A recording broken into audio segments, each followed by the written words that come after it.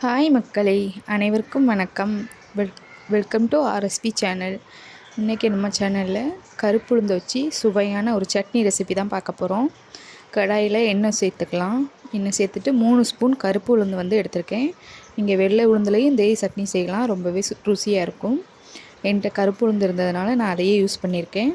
இப்போ அதை எண்ணெயில் சேர்த்ததுக்கப்புறமா 3 பல் பூண்டு வந்து சேர்த்துருக்கேன். தொலி உரிச்சிட்டு சேர்த்துக்கோங்க. 1 ஸ்பூன் மல்லி விதை, அப்புறம் அரை ஸ்பூன் ஜீரகம், காரத்துக்கு தகுந்த மாதிரி மிளகாய் வத்தல் எடுத்திருக்கேன்.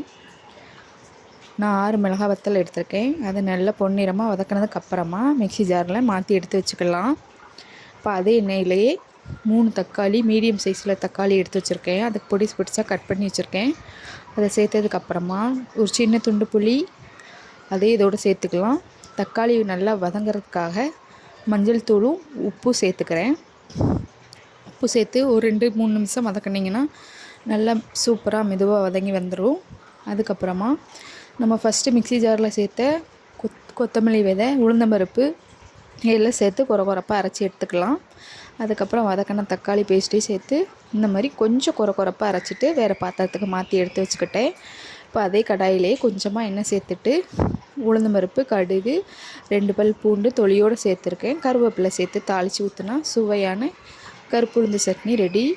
ரொம்பவே அருமையாக இருக்கும். கண்டிப்பாக நீங்கள் ட்ரை பண்ணி பார்த்துட்டு எப்படி இருக்குன்னு சொல்லுங்கள். தேங்க்ஸ் ஃபார் வாட்சிங். பாய்.